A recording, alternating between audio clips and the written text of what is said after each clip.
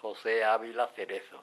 El 21 de agosto del 1918, en Competá. Con la familia de mi madre descendía de Arch. Ella, el apellido Martín. Mi madre se llamaba Rosario Cerezo Martín. De la madre de mi madre nunca oí hablar yo de ella. La abuela que tenía un estanco, ya mayor, con más de 80 años, Trinidad. ¿Y Trinidad sabía leer y escribir? Yo creo que sí.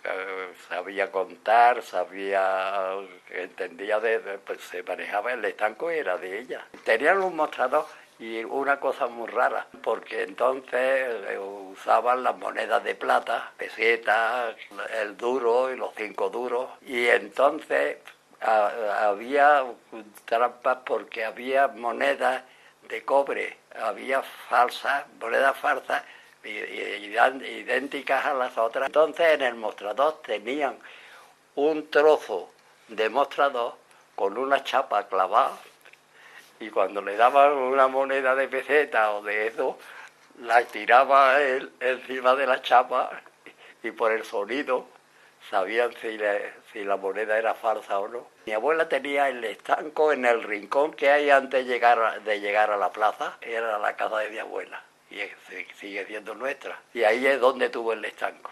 Vendía, le llamábamos los mataquintos, unos le llamaban ataillos que era un canutillo así con 20 cigarrillos, pero liados en redondo. Los cuarentones, la picadura, estaba la cajilla que valía 25 céntimos. 20 cigarrillos valían 10 céntimos, un cigarrillo valía 1 céntimo, ¿no? Tenía una concepción hecha por tabacalera. Sí, había otro estanco, mujer que lo regentaba, se llamaba Felipa. Felipa era una solterona, y le preguntaban: Felipa, ¿cuántos años tienes? Y Felipa decía: edad se tiene la que se representa. O sea que no le quería decir a nadie la edad que tenía, porque ya era mayor, tenía ya 70 años para allá. No tenían horario. Ella iba por la mañana temprano y cerraba al anochecer. Allí tenía una cocinilla y allí se hacía de comer y allí comía. Y si entraba alguien, pues, lo atendía. Bueno, no recuerdo bien si los domingos cerraban, pero me parece que no cerraban los domingos. Entonces, ¿había algún...? por la Semana Santa, el jueves y el viernes santo se celebraba mucho, era tradicional. Vamos, la gente era muy creyente, cosas estas de la iglesia. Sí. ¿Qué ha pasado con el estanco ese? Cuando traspasaron el estanco, mi abuela se lo dio a mi padre, pero mi padre, como porque ellas se habían quedado sin padre, entonces mi padre le cedió la concesión a hermanas, a la menor, que era Aurora, que fue la que se murió con 101 años. Bueno, pues rezaban mucho y no, a misa no. Entonces no, las mujeres eran mujeres de su casa y no se metían en esas cosas. Pues vestían siempre de negro, entonces no podían enseñar ni el tobillo. Una mujer era una pecadora si enseñaba los tobillos a los hombres. Trinidad, Cándido, Pepe, Laureano. Laureano era mi padre. 4. La casa que vivía la abuela, pues tenía la planta baja, tenía la parte del estanco y luego tenía una habitación hacia la rampa grande. La casa era antigua y luego mi padre, en una ocasión ya, pues la echaron abajo y la levantaron. Esto está sobre un terreno pantanoso todo. ¿Cuántas habitaciones tenía la casa de su abuela? Abajo tenía 2 habitaciones, abajo tenían una cuadra para meter una caballería del estanco, y luego encima tenían otra habitación grande, una cámara muy grande, y tenían una cocina, una parte de cocina con una chimenea para leña, porque entonces no había ni butano ni nada. ¿Qué animales tenía su abuela en casa? Yo recuerde, allí no se metió más animal que el mulo que metía mi padre. ¿El suelo de la casa de su abuela cómo era?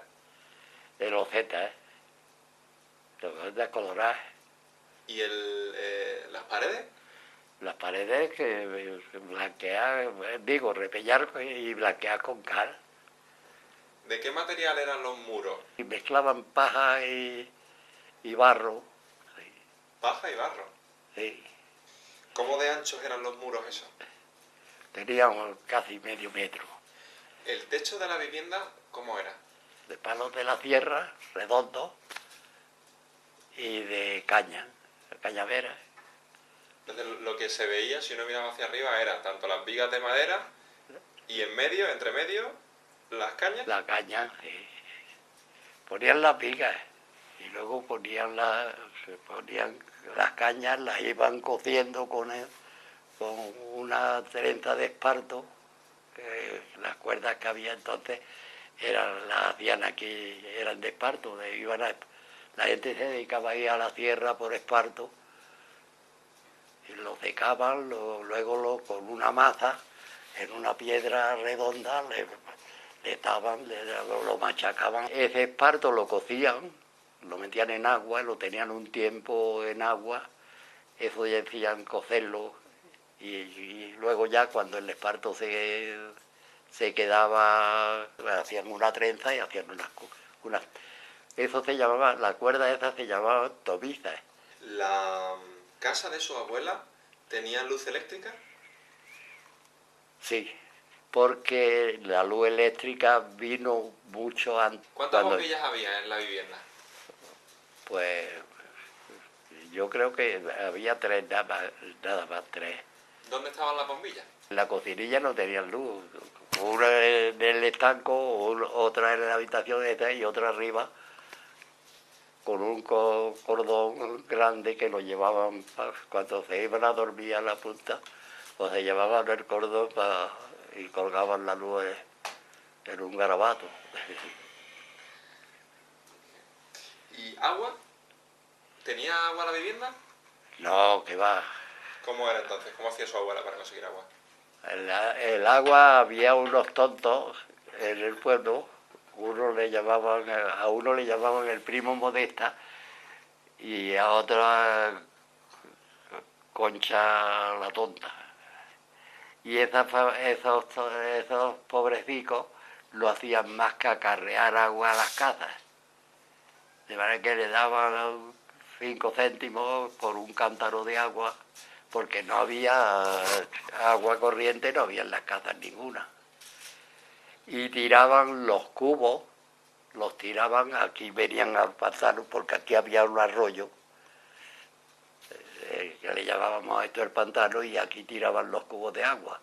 De manera que los cubos, pues, con 2 cubos venían los pobrecillos, los tontos, tirando los desperdicios, la porquería de las casas, tenían que tirarla aquí al arroyo. Había un nacimiento de agua y ese nacimiento de agua, pues estaban las pilas y las mujeres venían ahí a lavar. Todo el mundo venía a lavar aquí a las pilas. ¿Su abuela lavaba en...? No, ella no venía. Ellas daban a lavar, había gente que se dedicaba a lavar también. Entonces, ¿alguien lavaba para su abuela? Pues sí, yo creo que había esos menesteres, pues yo creo que se los hacía la gente. Decía usted que para cocinar utilizaban leña. Sí, la leña Pero su abuela, ¿de dónde conseguía la leña?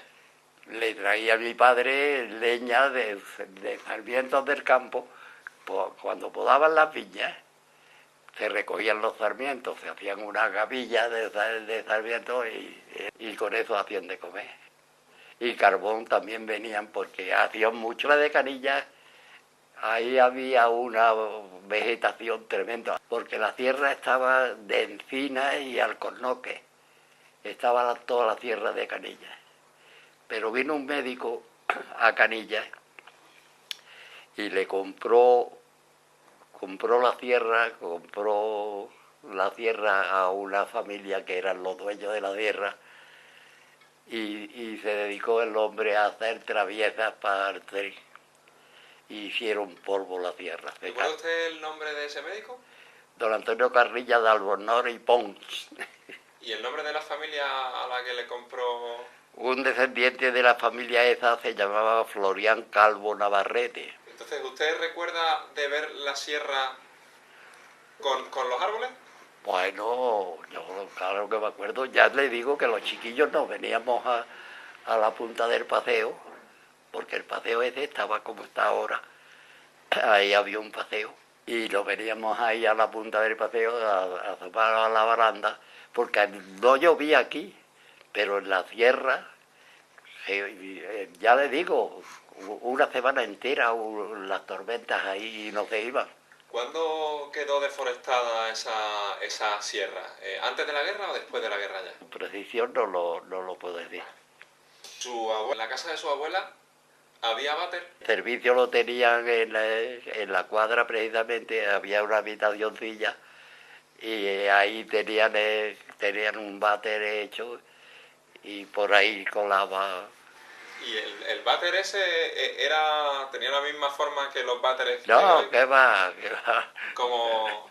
Eso era una cosa cuadrada y ya está, 4 palos, un agujero, una maceta, como una maceta. Tenían una tapadera para ponérselo, pero allí no había olor.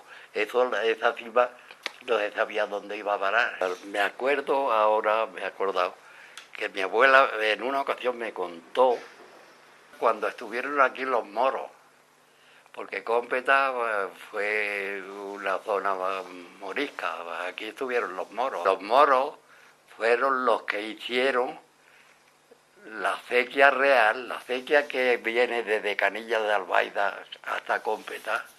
Esa acequia la hicieron los moros al cultivo de los gusanos de seda, a la seda. Y todo, desde aquí hasta Canilla, todo esto, desde la acequia real hasta Canilla de Albaida, hasta el Renacimiento, todo eso estaba puesto de moreras. En los sitios húmedos había césped de raíces, de hierba y eso. Cortaban trozos de césped y con eso hacían los bordes de la acequia, la tapia de la acequia.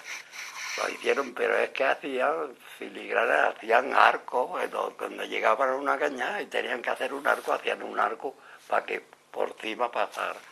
Eso su abuela se lo contaba porque se lo habían contado a ella. Se lo habían contado a ella. ¿Y su abuela le contó en alguna ocasión algo sobre la plaga de la filosera?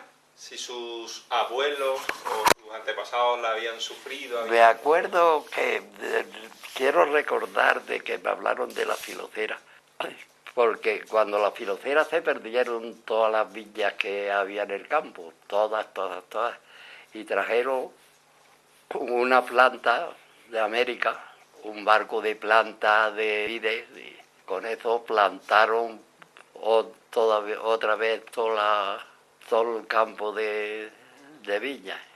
¿Y sobre algún terremoto? Me acuerdo que mi padre me contaba que cuando se hizo la torre, cuando el terremoto, la torre se cayó, y entonces todos los que tenían bestias daban portes, iban a Torre del Mar, a Vélez, que iban por cargas de ladrillos. Y la torre la hicieron con ladrillos traídos a lomo de las bestias desde Vélez. Entonces me contaba mi padre que se iban a dormir al Pilar Alto, donde están haciendo ahora el crematorio.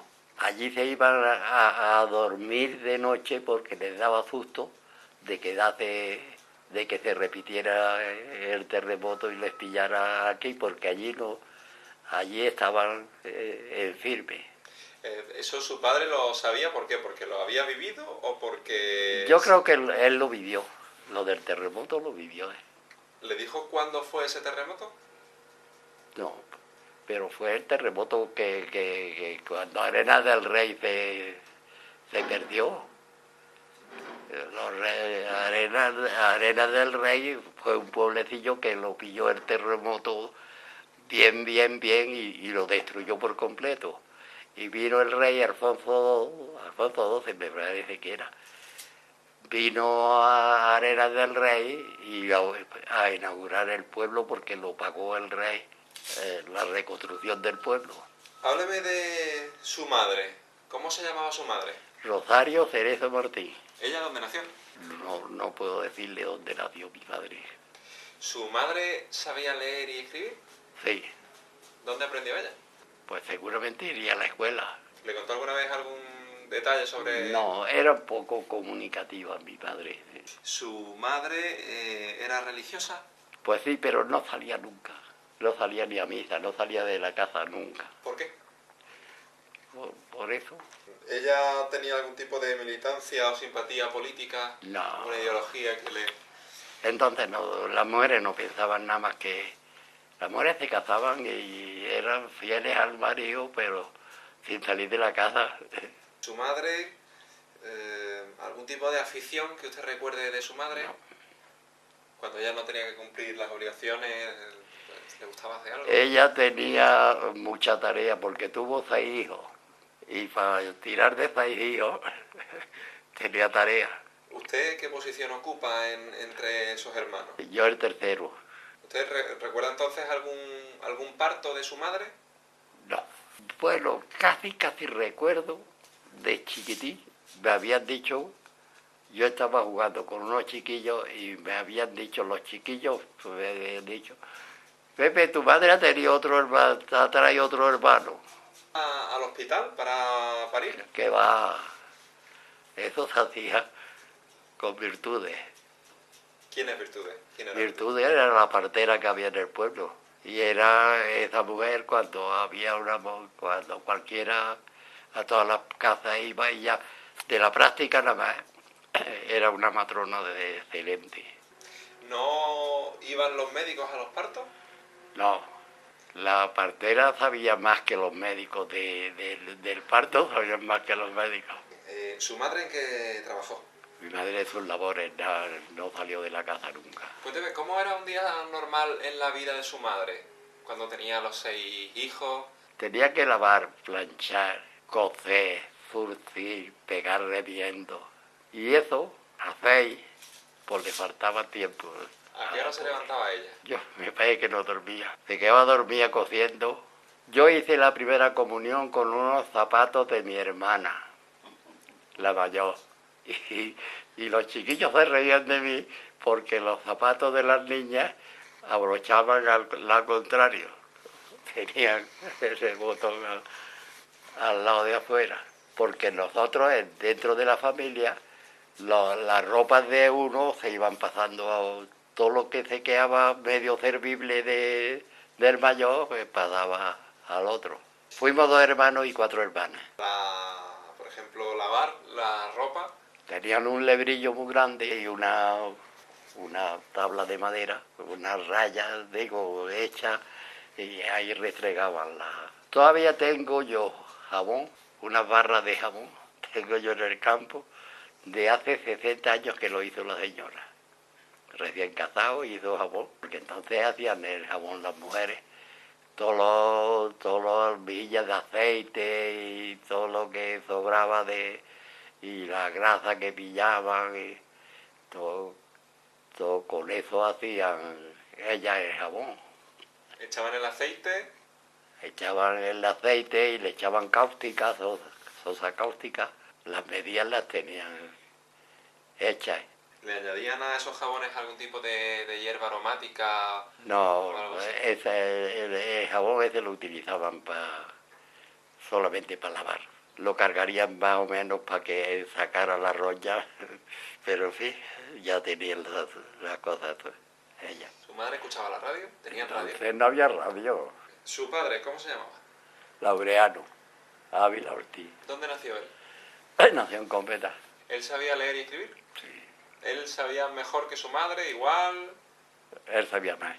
¿Él fue a la escuela? Sí. ¿Le contó algo sobre la escuela? Entonces no. ¿Era religioso? Pues sí, pero religioso como antiguo y como quizás ahora también una parte de los católicos pues lo llevan a medias, ¿no? ¿Tenía algún tipo de afición su padre? No, él tenía que trabajar todos los días, de 10 de noche tenía que trabajar para mantener a 6 chiquillos y 2 mujeres. Y mi madre, cuando tenía uno chiquitín, tenía una muchacha para que se llevara 2 o 3 a la calle a pasearlos para que no le dieran que hacer a ella. ¿Le tenían que pagar a esa mujer? Pero pues muy poco, yo creo que casi por la comida estaban, porque había mucha miseria. ¿Su padre en qué trabajó? Mi padre hizo muchas cosas. Tenía el campo, tenía de herencia, tenía una finquilla. ¿Qué tenía cultivado? Viña, olivos y tenía un bancarillo también ahí de regadío. ¿Y con esos productos, con las uvas, qué hacía? ¿Las vendía él a los vecinos? Él, por regla general, lo que hacía es que tenía, porque él se dedicó, le gustaban más los negocios. Él se dedicaba a la herrería. Tenía el mulo ese con el que ya he dicho que iba a Granada con aceite y lo cambiaba porque tenían una tiendecilla en la casa, una tiendecilla y de las cosas que traía de la provincia de Granada las vendían allí en la casa. ¿Y él llevaba aceite de aquí de Cómpeta? De Cómpeta, sí. A Granada. A la provincia de Granada, a Fornes, a Llenas, Játar, a todos los pueblos limítrofes de... Una vez se lo vendía y otras veces lo cambiaba, a lo mejor en las mismas tiendas donde hacían el trueque. ¿Qué tipo de productos se traía el de la provincia de Granada? Pues traía garbanzos, judías, lentejas y comida, trigo, porque el trigo lo traían y lo llevaban a Arches, que había un molino, molían el trigo y se traían la harina y en todas las fincas, en todos los cortijos había un horno para hacer el pan y todas las mujeres sabían hacer pan. ¿En la casa de sus padres había un horno? En la casa no, en el campo. Porque en el campo que tenía su padre allí había un cortijo. Había un cortijillo, sí.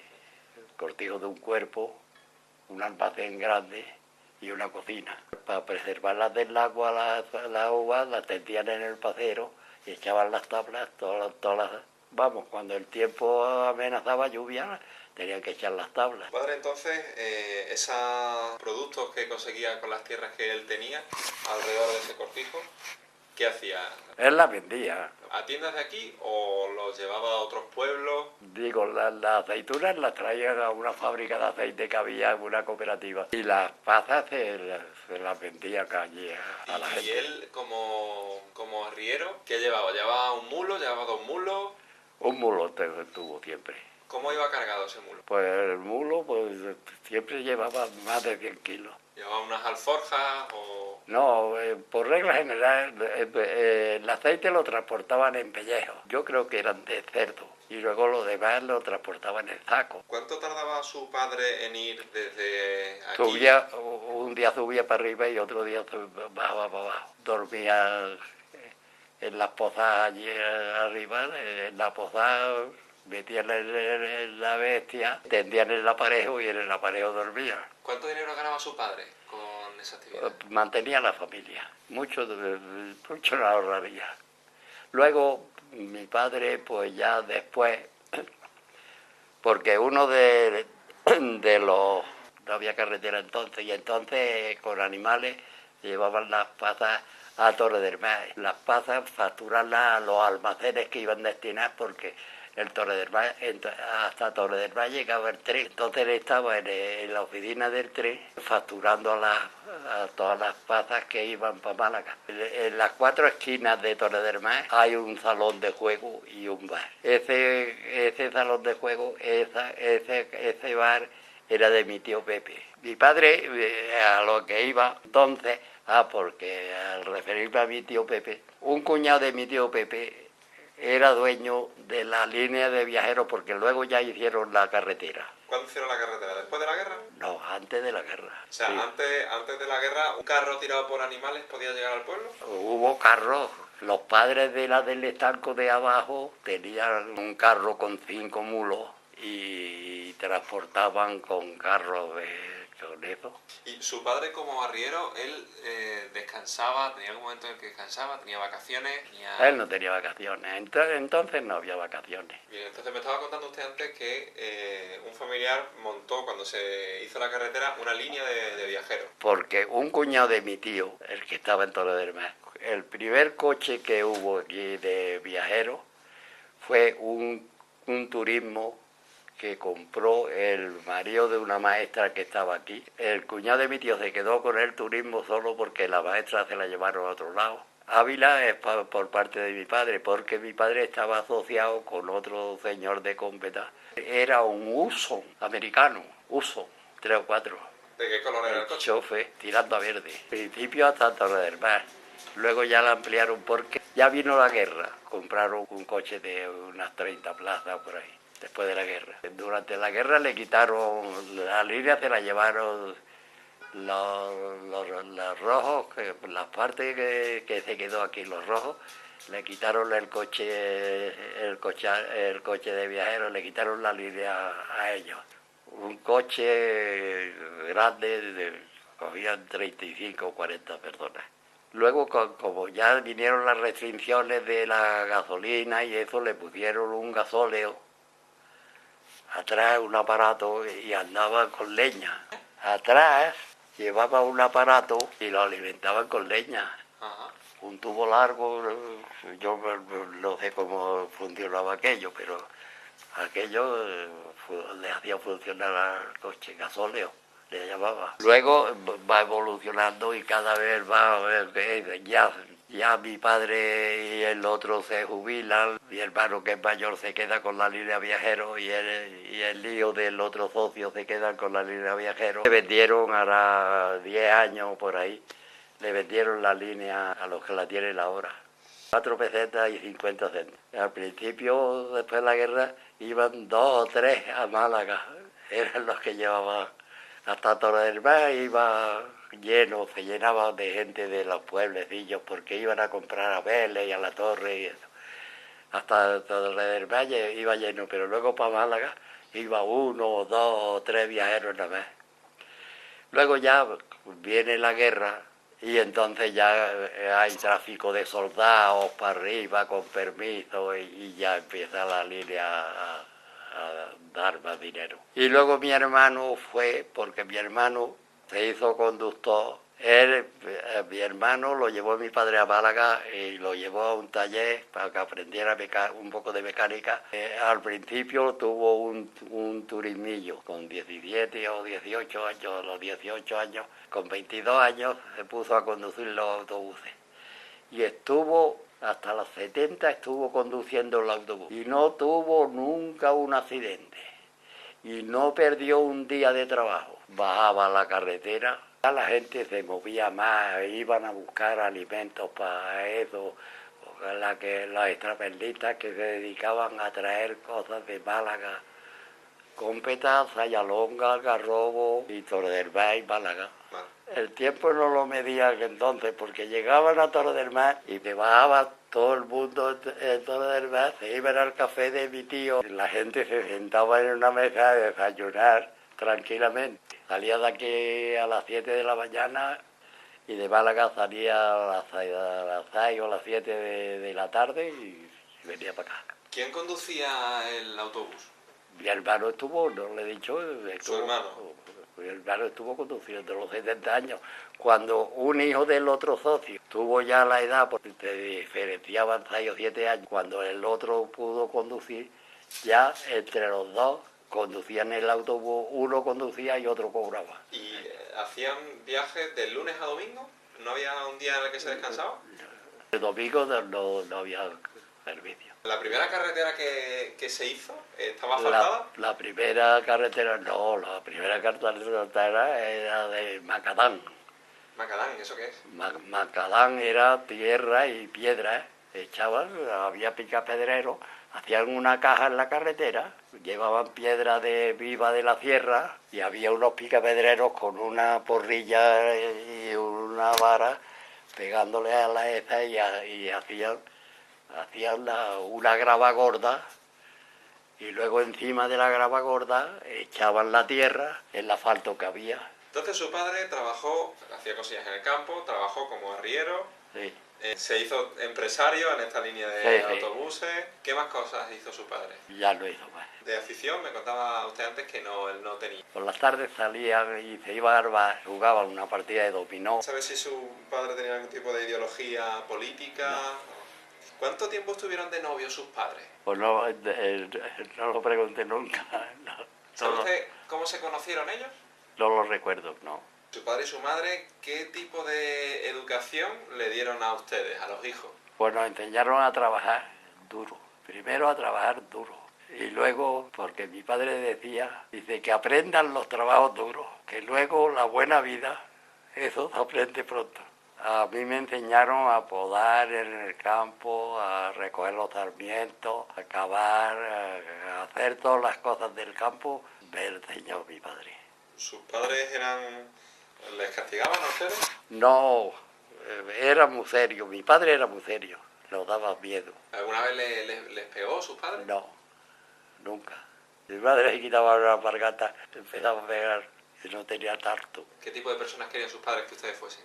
Nos tuvieron en la escuela hasta los 14 años, de 4 o 5 años. Entonces no había grado escolar. Yo le digo a usted ahora mismo, los pueblos de Valencia, los partidos judiciales, Valencia, Alberique, Ayoraca, Charles, Chiva, Énguera, Gandía, Játiva, Onteniente y Villar del Arzobispo.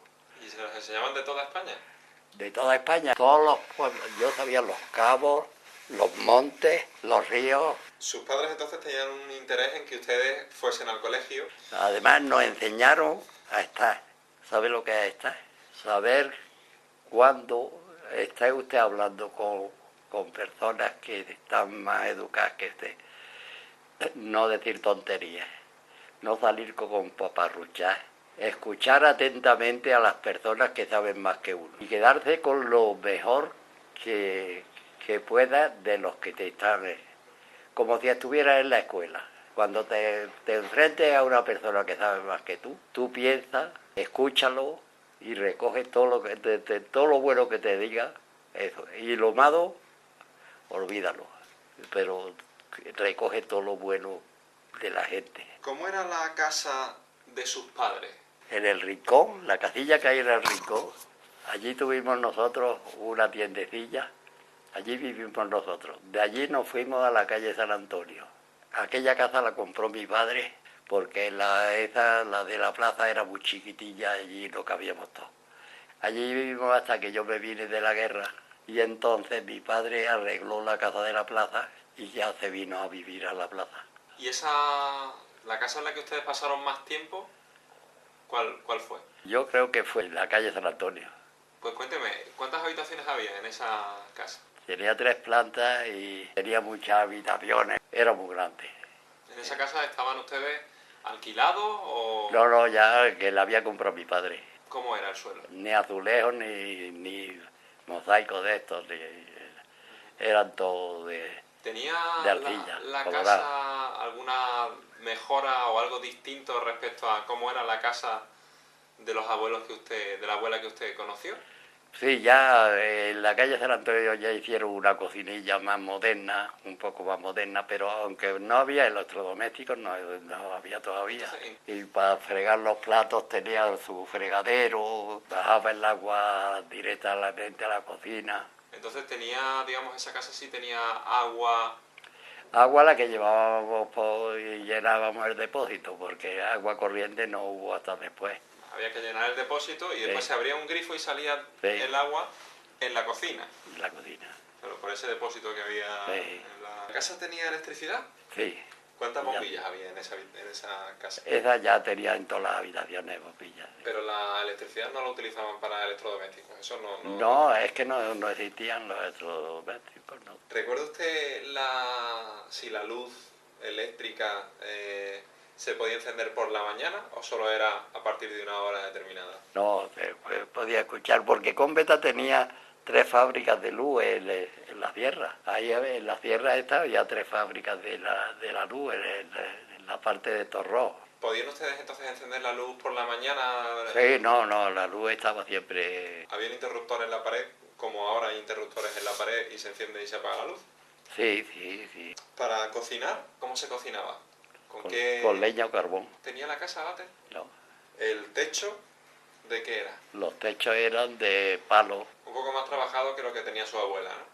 Sí, porque de la abuela eran de la sierra, como venían de la sierra, pelados. ¿Las paredes eran iguales que las de su abuela? Las paredes sí, por fuera con cal, digo, por fuera y por dentro de cal, de piedra ya con cal, porque ya empezaron a hacer la cal.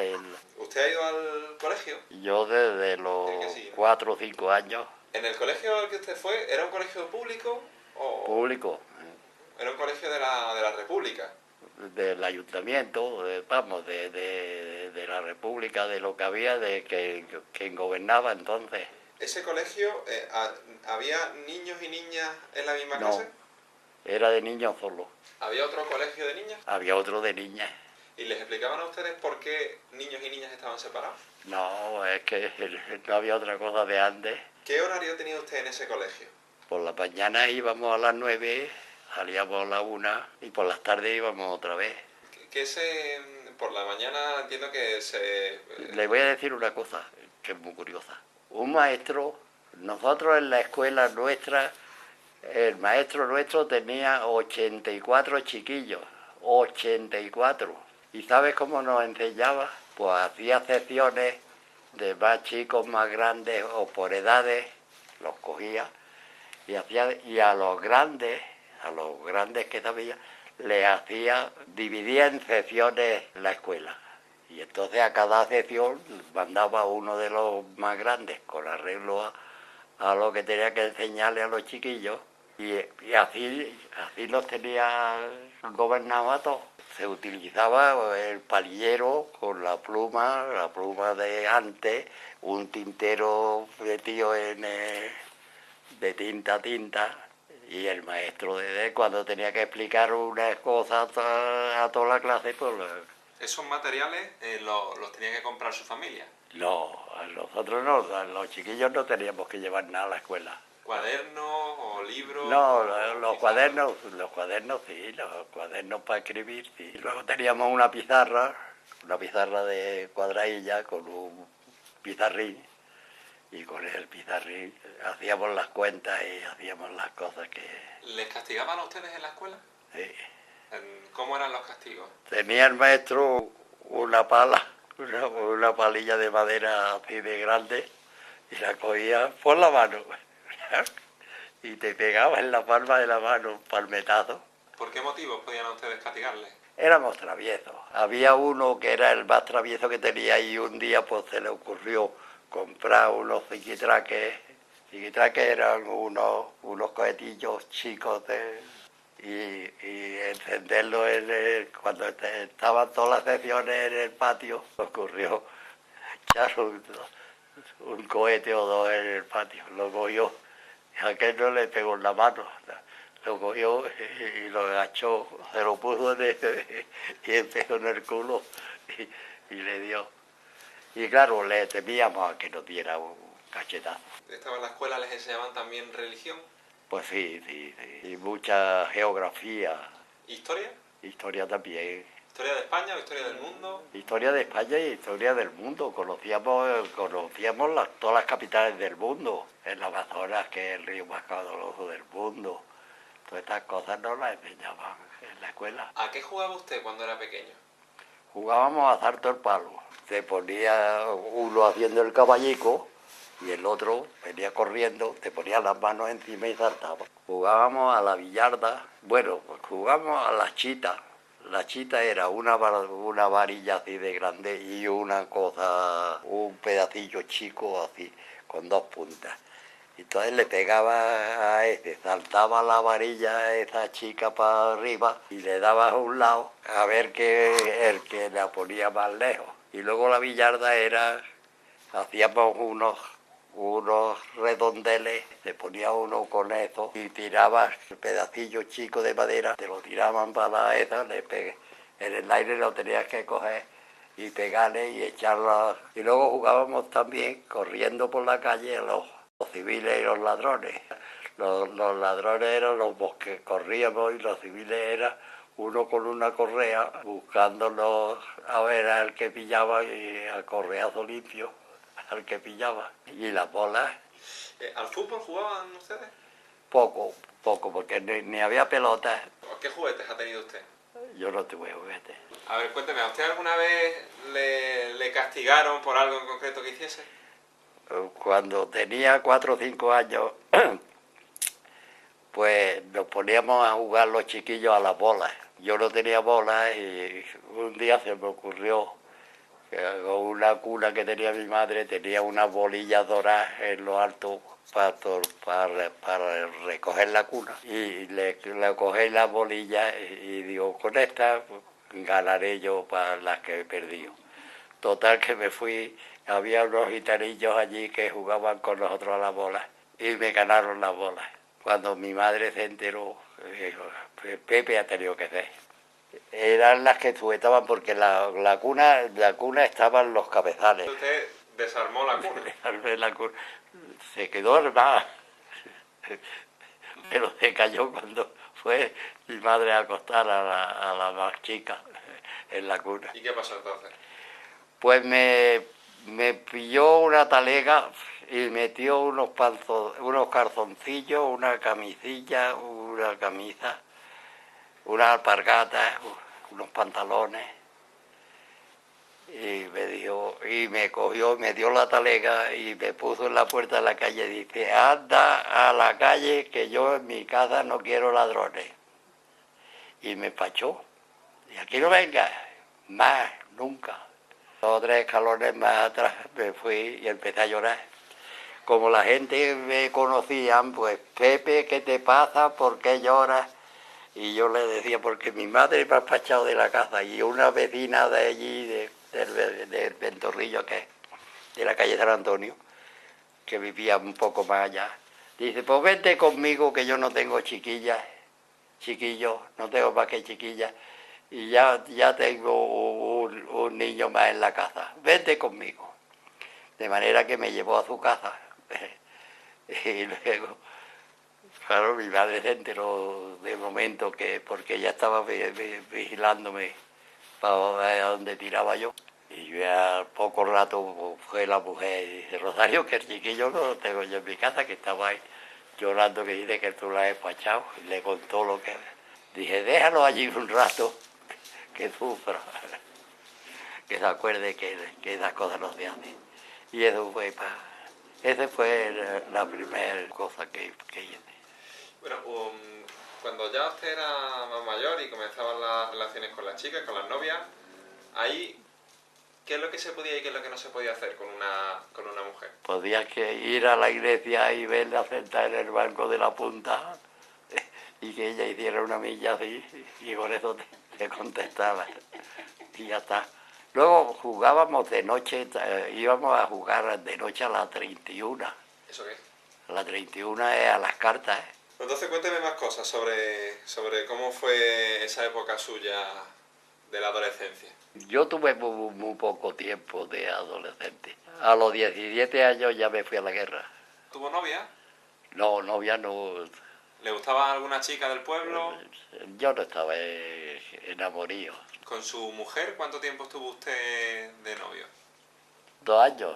¿Eso era mucho tiempo o poco tiempo para la época? Fue el tiempo preciso para ir preparando para casarnos. Pero en fin, ya en serio. ¿Cuántos hijos ha tenido usted? 2. ¿En qué ha trabajado? ¿Cuál fue su primer trabajo? Pues me dediqué a...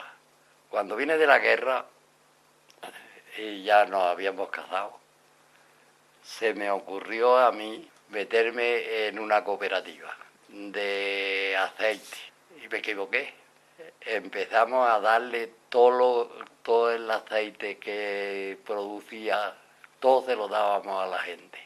Hicimos en la fábrica de aceite, porque la fábrica de aceite estaba antiguamente aquí en la calle Sevilla. El que tenía dinero daba dinero y el que no tenía dinero ponía jornales.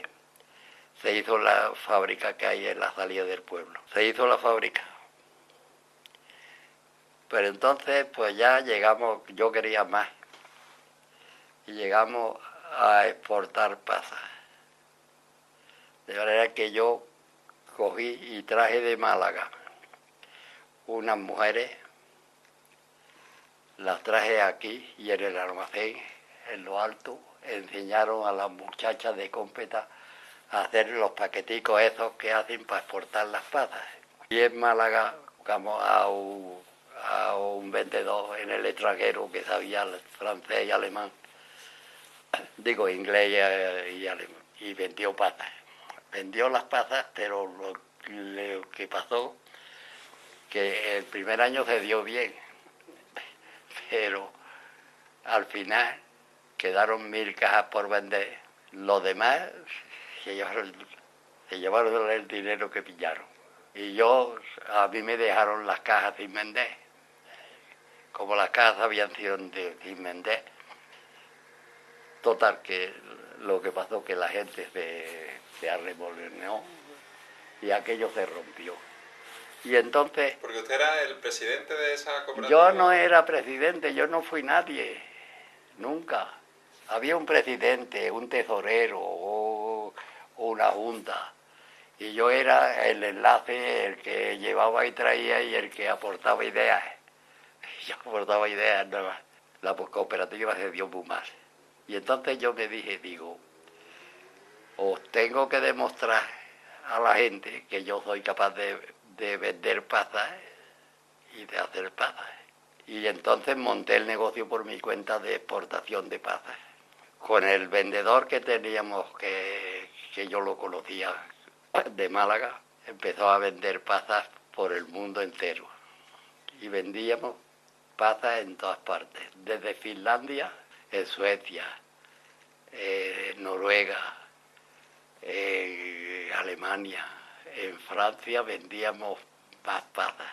Porque en esos países no existía la pasa, no se hacían pasas. No, es que ahí no se criaban. ¿Y cómo ustedes tenían que echar algún tipo de conservante a la pasa o algo para que No. Solamente empaquetarlas, porque antiguamente las pasas las utilizaban en los países del norte, en toda Europa. Las pasas se hacían en paquetillos, se hacían hasta paquetillos de octavo de kilo, y de cuarto, y de medio, y de kilo. ¿Y para qué las usaban en esos países? Pues resultaba que en Navidad cogían y compraban los paquetitos de pasas y los colgaban en el árbol de Noel. Los colgaban como anuncios. De manera que la gente cogía un paquetillo de pasas, los invitados, la familia o los que fueran, cogían un paquetillo de pasas, lo abrían, cogían 2 o 3 pasas, se comían las 2 o 3 pasas y lo demás lo echaban a la basura. Y así se consumían las pasas en Europa. Eso fue degenerando y cada vez menos. Y luego pasó otra cosa, que los americanos inventaron la pasa, no la inventaron, llegaron a conseguir la pasa sin hueso. Y entonces en Europa la gente ya, las pasas nuestras tienen 2 huesecillos o 3. Viene la sin hueso y entonces los alemanes se quedan con el mercado del mundo. Pero los americanos, para conseguir la sin hueso, llegaron a conseguir, pues, haciendo portainjertos y combinaciones, llegaron a conseguir la sin hueso. ¿Ustedes a cuánto se vendían las pasas en el extranjero? ¿A qué precio se las compraban? Dependía también del cambio de la moneda del país a que la llevara, porque yo vendí muchas pasas en Brasil, en Puerto Rico. ¿Y usted, cuando dice que usted vendía, usted viajó a esos países? Al principio viajé con el muchacho que tenía, pero luego pues, viajé solo.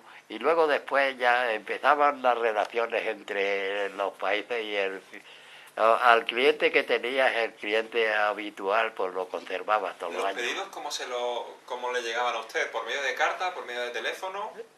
Sí, los pedidos, al principio visitaba a todos los clientes el muchacho que estaba encargado de eso y, se traía los pedidos, pero luego los pedían ellos. Y luego la forma de pago era contra documentos, con la documentación de que había embarcado las pasas en el barco y que iban para allá. Contra esos documentos el banco tenía la orden de pagarlas y las cobrábamos, era muy seguro. ¿Desde el puerto de Málaga es desde donde se distribuían o desde otro puerto? Distribuíamos también desde Bilbao. A Bilbao teníamos que mandar también y a Algeciras. Muy bien. Entonces usted, su trabajo ha sido ese durante... Ese ha sido el principal, porque yo llegué a hacer, un año llegué a hacer 42.000 cajas. Se dice muy pronto, de 10 kilos. En paqueticos, hasta de octavo. Yo abría el almacén el 15 de septiembre y abría el almacén para admitir a todas las mujeres que quisieran del pueblo ir a trabajar allí. Mujeres y chiquillos, porque a los chiquillos los tenía porque para hacer los paqueticos, las mujeres estaban sentadas en una hilera, sentadas en el almacén. Y tenían un formalete por detrás, un cuadradillo de eso, donde tenían el papel y el marquillo para hacer el paquetico. En total, ¿cuánta gente trabajaba para usted? Pues hubo meses que tuve a eso sobre 800 mujeres. ¿En qué otros sitios tenía usted centro de trabajo? Tuve en Canilla de Albaida, tuve otra faena en Zayalonga, otra faena en Arena y al final tuve una en Alhama de Granada. En Alhama de Granada no hay viñas ni saben las mujeres que eso. Total que un día me viene un pedido y teníamos ya 40.000 o 38.000 cajas vendidas. El que iba del viajante. Dice, Pepe, han pedido 5.000 cajas de Brasil. ¿Se podrán hacer? Y me quedo pensando, digo, mira, por probar no perdemos nada, vamos a intentarlo. Y de momento se me vino a la cabeza Alhama de Granada. Y se me vino a la cabeza todo lo que tenía que hacer para que aquello saliera bien. En un segundo, cómo la mente funciona tan rápido, que en un momento vi yo las cajas hechas en Alhama de Granada. Y como lo pensé, salió. ¿Qué sueldo tenían las mujeres que hacían esa...? Pues trabajaban por cuenta. ¿Eso qué significa? Por cuenta es con arreglo, cada paquetico, al liar un paquete tenía un precio. ¿Me recuerda usted el precio? Pues los de cuarto kilo llegaron a pagarse a 4,50. ¿Y cuántas horas trabajaban las mujeres? Había pedidos que había que servir rápido y trabajábamos las 24 horas. ¿Las mujeres estaban aseguradas? Teníamos, porque es que no podíamos asegurarlas a todas, pero que se pagaba muchísimo. Habíamos fraude. Teníamos 10 o 12 aseguradas, o 2 o 3, o sea, cubríamos el este. Pero siempre había una salida de escape para si venía un inspector, que salieran todos, pudieran salir todos, que no pudieran salir por la puerta grande. ¿Alguna vez le pilló la inspección? No me cogieron nunca. El negocio tuve que dejarlo porque mi hijo se hizo asesor fiscal. Es un negocio muy bonito, él tiene una asesoría fiscal en Nerja, otra en Torre del Mar, otra en Cómpeta, o sea, él tiene un negocio muy bien montado. él no podía venirse aquí. Yo ya mayor. ¿Qué beneficio sacaba usted Ah, mensual o anual de no ese lo negocio? puedo decir porque yo compraba que vendía. He hecho un patrimonio muy grande. Que usted por su edad, que tiene ahora mismo 92 años, ¿tiene algún recuerdo, debe tener algún recuerdo de la Segunda República? ¿De cuando se proclamó la República? ¿Usted qué recuerda? Una tarde, mi padre iba en el coche de viajeros, él iba cobrando, y cuando llegaron a eso, pues venían todos muy contentos y un jolgorio, porque había cambiado la cosa, que viva la República, que es la República. Y seguramente en Málaga repartían banderillas ayer traía 3 o 4 banderillas y me dio a mí una banderilla. Y yo salí corriendo por las calles del pueblo, viva la República, viva la República. Y ya está, cosa de crío. ¿Y usted sabía que era la República No, o...? que iba a saber yo, ni he sabido. De política no he sabido nunca nada. Yo fui a Rusia y yo no fui a Rusia para salvar al mundo del comunismo. Yo fui porque en principio creíamos que los alemanes tenían la guerra ganada. ¿Qué otras cosas recuerda usted, aparte de ese detalle de la proclamación? Durante los años que duró la República, antes de la guerra, Yo tenía 13 o 14 años y entonces no estábamos, los críos estábamos en... ¿recuerda usted elecciones en el pueblo? Don Enrique Ramos era un político de Algarrobo que yo creo que llegó a ser ministro. ¿Usted recuerda el pueblo si se inclinaba más hacia la izquierda o hacia la derecha en las elecciones? Siempre fue más de derecha que de izquierda. A la iglesia, por ejemplo, hubo quema de convento. Quemaron la iglesia. A poco de llegar a la República. Yo me acuerdo de que sacaron los santos de la iglesia, hubo un camión allí y los echaron al camión. ¿Y quién hizo eso? ¿Gente del pueblo? Alentados por gente de fuera. Cuando comienza la guerra en el 18 de julio de 1936, ¿usted cómo se entera de que ha comenzado un conflicto? Ese periodo. Yo me acuerdo porque cuando los nacionales iban a tomar esto, me acuerdo que había miedo, y yo me acuerdo que yo me fui a una finquilla que teníamos, unos tíos míos que tenían ahí abajo, vinieron por mí. ¿Usted recuerda bombardeos en el pueblo? No, aquí no. ¿Tiroteos? No. ¿Disparos? No. De Vélez hubo un muchacho que el padre descendía de aquí de Copeta. Y se había venido aquí, tenía las ideas más falangistas. Y vienen 3 o 4 de Vélez buscándolo. Frente a la gasolinera lo mataron. ¿Usted recuerda si a alguien adinerado del pueblo se le obligó a trabajar durante esa época? Aquí se llevaron a uno de Cómpeta y lo llevaron al barco que había en el puerto de Málaga, y ahí llevaban a la gente que cogían en la provincia, a los adinerados, los que querían sacarle cuarto o por cualquier cosa, por cualquier motivo que tuviera. Pero este hombre tuvo la suerte que tenía un hermano magistrado en Málaga. Y el hermano magistrado, cuando se enteró que esto fue, y como entre toda esa gente se manipulaban bien, pues... ¿Y en el barco ese qué hacían quienes eran allí retenidos?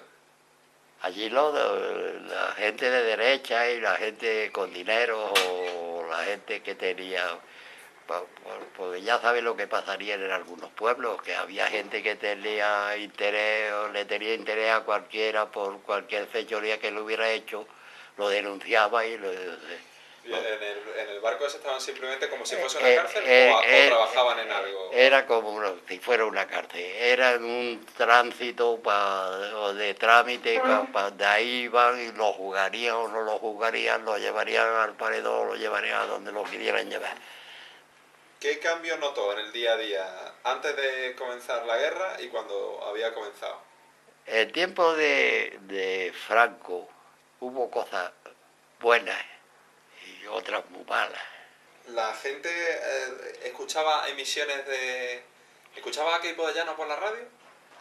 Cuando acaba la guerra, ¿cómo se entera usted? ¿Qué estaba haciendo? Estaba yo en la provincia de Guadalajara, en Jadraque. Estaba en la mili, cuando se acabó la guerra. Entonces usted le reclutaron en plena guerra para que fuese a combatir. Sí, y yo estuve de toda la guerra. Sí. Cuénteme, cuando usted se entera de que le toca hacer la mili, de que le van a reclutar en plena guerra, Yo, ¿tuvo miedo? yo nunca. ¿Su familia tuvo miedo? Pues, yo creo que fueron los que más sufrieron. ¿Cómo le fue a usted en la mili? Pues como yo no tenía ideas políticas de ninguna clase, yo supe amoldarme a todas las circunstancias. Usted estuvo combatiendo en el bando de los nacionales. Sí. ¿Usted estuvo disparando? ¿Estuvo en algún frente? A mí me reclutaron y me llevaron a Peñarroya. Y ahí estábamos en las trincheras, pero ahí no había nada.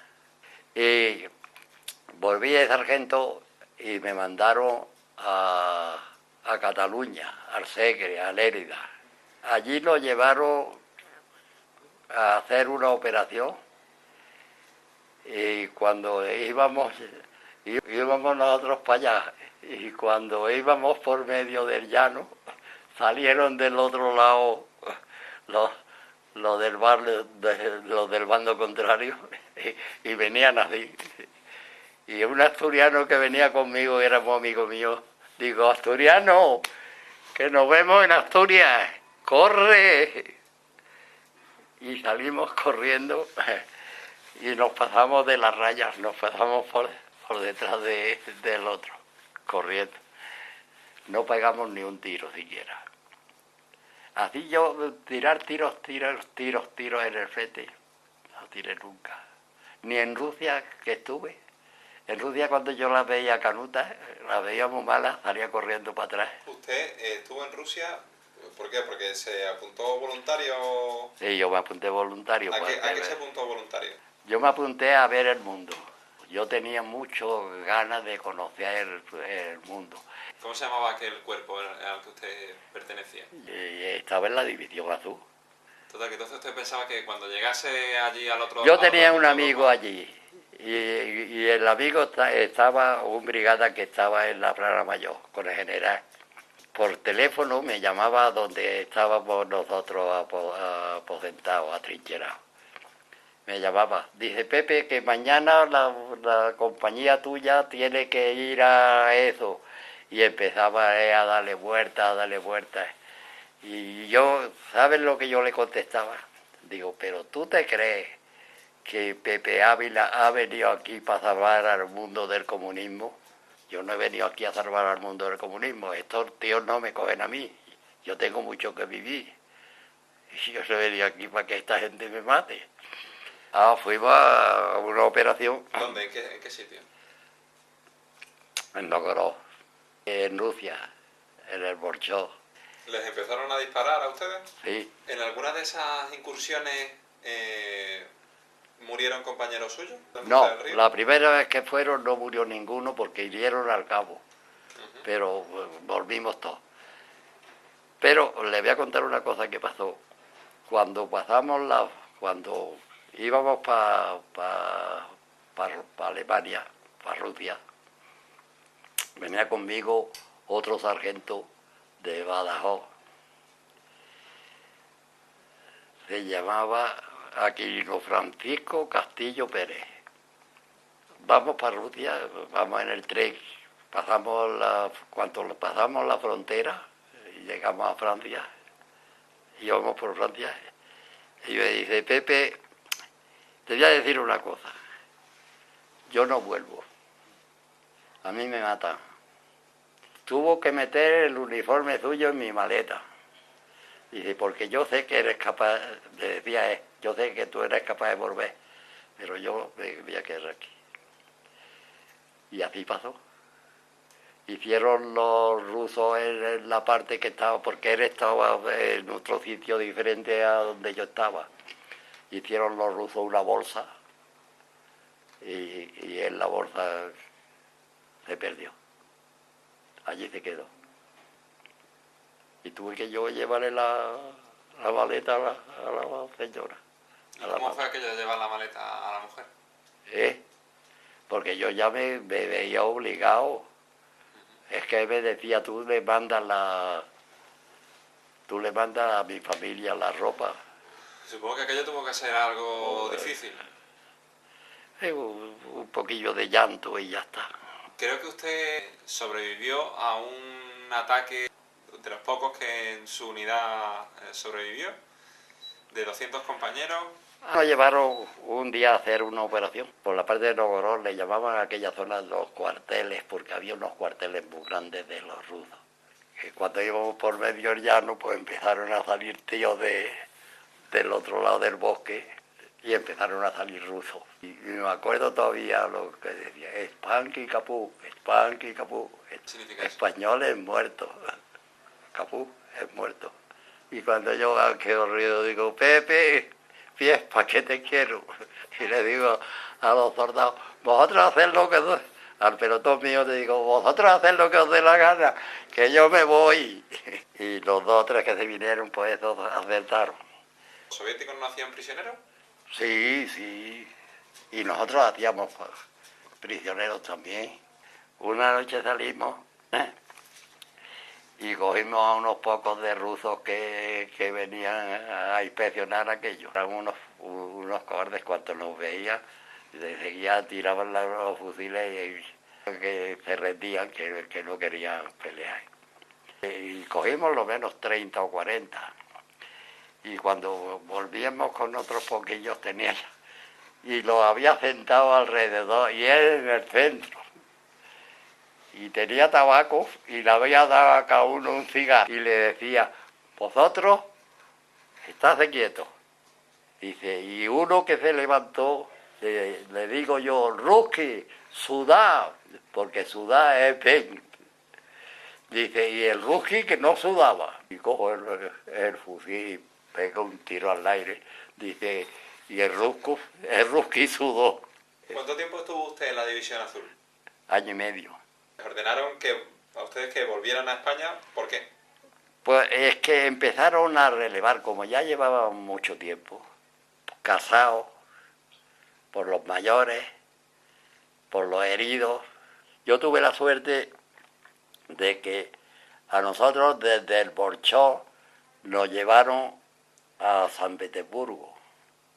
Cuando nos llevaron allí al frente aquel, me viene el relevo. Llegaba el relevo de uno, en el momento que llegaba el relevo, le daban de baja en el ejército y pasaba a ser civil. Desde el frente que estábamos nos llevaron a un pueblo de Finlandia y entonces allí hicieron los rusos una ofensiva tan grande que cogieron al batallón mío donde yo estaba, lo cogieron entero, prisionero. Ahí se acabó la odisea. Cuando ustedes estaban combatiendo, en ese momento en el que ya incluso le toca volver a casa, ¿ustedes tenían la sensación de que la guerra se iba a decantar hacia un lado o hacia otro? Y nosotros no nos acordamos. Yo no, por lo menos yo no me volví a acordar ni de la guerra, ni de Rusia, ni de si ganaran los alemanes. A mí me daba igual.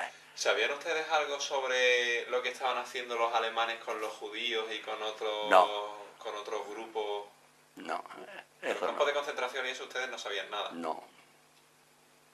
Nosotros teníamos prisioneros de los que cogíamos en el frente, que los teníamos de ayudantes, de... ¿Cómo era la vida diaria en esa campaña, en los campamentos? Nosotros nos llegamos a llegar también con los rusos, que los rusos querían a los españoles más que a los alemanes y más que a los rusos. ¿Y sabes el por qué? Se llevan ustedes bien con los enemigos. Con los rusos. Pero con los prisioneros. Con las mujeres, en los pueblos. A nosotros los alemanes nos daban de ración, nos daban una porcilla de caramelos todos los días. Y lo que hacíamos es que a las abuelas que había en las casas, pues los caramelos se los dábamos a la abuela. En una ocasión estábamos nosotros en un pueblo, a medianoche, a las 2 o las 3 de la mañana, llega la rusa, la dueña de la casa, una mujer de unos 60 años por ahí. Spanky, Spanky, los ruskis, los ruskis, los ruskis. Y es que los rusos empezaron a entrar por la otra punta y nos llevaron por una ventana para que no nos tiráramos a la carretera y nos tiráramos a la parte para que no nos vieran. Y así se salvó aquella noche la compañía que estábamos allí. ¿Cuántos hombres eran? 100 y pico. ¿Usted iba mejor armado que durante la guerra civil? Sí, yo llevaba allí un fusilametrallador, un pequeño. El equipo tenía que llevar la cantimplora, el machete, la cámara, el aparato antigás. No, pistolas no llevábamos. ¿Granadas? Sí, granadas, un par de granadas de palo. ¿Algún compañero suyo cometió algún abuso sobre la población civil? No. Población civil es que no la veíamos. No había más que viejas. Y los hombres, pues... ¿Y los alemanes? ¿Cómo era su relación con los soldados alemanes? Los alemanes eran bruscos, duros. Nosotros nos cachondeábamos de los alemanes, nos reíamos de ellos. Sí. En una ocasión iba yo por una calle con las manos en los bolsillos y digo, y venía un jerifato, sería un coronel, un teniente coronel, y yo iba con las manos en el bolsillo. Y empieza a llamarme la atención, empieza a pegarme voces.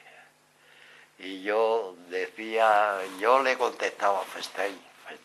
Festein es comprendo, entiendo, o sea, entiendo, te entiendo. Y el tío cada vez se ponía más... Y estaba diciéndome que me sacara las manos de los bolsillos, sobre el frío que hacía. Y cuando ya estaba el tío que casi me quería pegar una torta, digo, no comprendo, yo soy español. Y dice, ¡oh, español! ¡Oh, español! Español tenía que decir. ¿Ustedes llevaban el mismo uniforme que los soldados alemanes? Sí. El invierno en Rusia... Muy malo, 40 grados bajo cero. ¿Sufrían ustedes algún tipo de congelación, algún tipo de herida? Yo tuve una vez un poco de congelación en uno de los pies y gracias al asistente que tenía ruso, me quitó el zapato y empezó a frotármelo con hielo, frotarlo hasta que empezó la circulación. Empezaba a ponerse negro la punta del dedo. Y gracias a que el hombre no se me congeló, pero había gente que habían tenido que cortar los pies. ¿A ustedes como soldados, como parte de la instrucción, les enseñaban alemán y les enseñaban ruso? No tenían tiempo. Entonces las palabrillas esas que usted... Esas palabrillas las cogíamos nosotros de la calle. ¿Qué es lo que más le impresionó a usted del tiempo que pasó combatiendo en la Segunda Guerra Mundial? A mí se me pasó el tiempo sin pena ni gloria. Me acordaba que tenía que venirme y luego había momentos en que decía, yo tengo que estar aquí hasta que me releve. He sido muy capaz de lo malo, olvidarlo rápido. Y no me he quedado nada más que con lo bueno. Usted ya me ha dicho que la motivación que tenía a la hora de apuntarse voluntariamente a la División Azul era la de conocer el mundo. Sí. Y otros compañeros querían luchar contra el comunismo. ¿Y otra gente? ¿Qué otros motivos llevaban a la gente bueno, a apuntarse? hubo también represaliados. El pelotón que yo tenía en Rusia, porque yo era sargento, tuve un hombre con 36 años que era magistrado. Estaba de soldado allí, pero habían matado a la mujer Le habían matado a 3 hijos que tenía en Cataluña, en las revueltas que había, porque no pensarían o porque fueran de otra. Yo no sé cómo. Iba de soldado y era magistrado. Pero, ¿quién mató a la mujer y a los hijos? ¿Nacionales o republicanos? Republicano, porque él estaba en la División Azul. Había jóvenes que eran falangistas, de estos de que se les meten la idea de esos de que van a salvar el mundo, y que es mentira. ¿Usted, a consecuencia de haber estado en la División Azul, le dan algún tipo de...? No quise nada. ¿Le ofrecieron algo? Dionisio Ridruejo, que fue uno de los falangistas y todavía sigue, era uno de los jefazos de... Lo tuve yo en Rusia en el pelotón mío. Tuve un muchacho que fue un periodista tremendo, de los mejores de Madrid, en mi pelotón. Yo tuve un agente de Madrid, tenía un pelotón de Madrid maravilloso, gente todos con carrera, gente muy influyente. Las cosas se iban sucediendo unas a otras. Así a mí se me daba un negocio mal y me buscaba otro mejor. Usted ha hablado de que a su padre, durante la guerra, los rojos le confiscaron el autobús. Sí. ¿Usted recuerda ese momento en el que llegan unas personas y se llevan el autobús de su padre? ¿Usted lo ve? Yo no lo veo porque entonces mi padre iba en el autobús cobrando. Y llegaron a Torre del Mar y se presentaron allí unos señores del comité de Cómpeta y del comité de Torre y del comité de Vélez y de eso, y dijeron, venga, este coche. A los 15 días lo dejaron abandonado en la azucarera. Luego el autobús ese, cuando estaba allí ya en la esa, que ellos lo dejaron allí porque no era negocio para ellos, lo dejaron en la fábrica de azúcar de Torre del Mar, lo dejaron allí en el patio aquello. Entonces se lo llevaron los de aviación a Málaga, lo llevaron al campo de aviación y allí en un bombardeo lo quemaron. ¿Qué es lo más importante que la vida le ha enseñado a usted? Respetar a los semejantes y acordarse de los pobres. La verdad que es mentira, que no vale la pena. Eso de que se maten las personas. Yo tenía un amigo que era director de un banco en Málaga. Tenía un hermano en Francia porque era un poco de izquierda. Lo tenía allí. El hermano venía a verlo a España, veía al hermano, y le decía al hermano, dice, tú no sabes lo que tenéis aquí. Dice, en Francia, con ser una república, nos controlan hasta las veces que vamos al cine, nos comen los impuestos. Eso de poder ir a un restaurante a comer lo que te dé la gana y que no te pregunten. Eso lo tenéis aquí y allí no lo tenéis. Le decía un hermano republicano que estaba en Francia, al que vivía en España, que yo no sé las ideas que tenía porque no se lo pregunté nunca, pero que a lo mejor pues, estaba viviendo con Franco. Y esa persecución y eso de que el que no piense como yo es enemigo mío.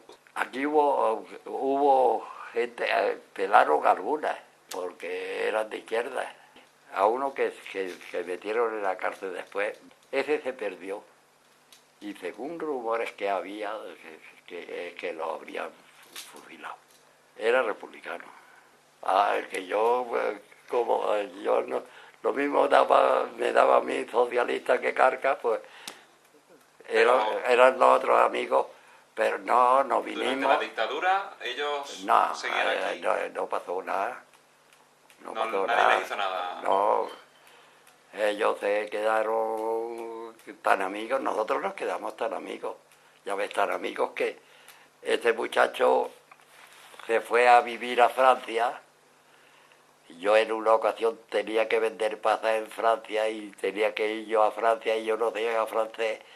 y me fui a Francia, fui a su casa, que vivía en Le Mans, y tenía un hijo electricista, que había nacido en Francia y era francés. Y llegué a su casa, no consintió que yo fuera a ninguna parte a alojarme. Le pedí que se viniera, que pidiera el hijo unas vacaciones, se vino el hijo 15 días conmigo y estuvo el hijo 15 días conmigo y estuvimos recorriendo toda Francia y fuimos a Italia a vender pasas, porque el chiquillo ya era un hombrecillo y sabía muy bien el francés, pero tenía mucho pico, tenía. Para acabar, la democracia, ¿qué le parece a usted? Hay mucha corruptela. Son todos lo mismo. Es un desastre lo que están haciendo con la economía. Yo lo siento, pero es lo único que tengo que decir. Hay mala administración. A estas alturas, que no se pueda ver una novela, que no se pueda ver la televisión, que hagan un reparto entre los viejos que tienen poco dinero, pero les daríamos algo para que nos ayudaran por lo menos que tuviéramos una televisión digna a estas alturas lo que estamos. Porque se le corta la señal. Se le corta la señal, pero eso es de momento. Cuando empiezas a ver la televisión y no hay señal, y no hay señal, y no hay señal, y que se entere lo de televisión. Que hay muchos viejos y mucha gente impedida que no tienen más consuelo que ese, que hagan algo.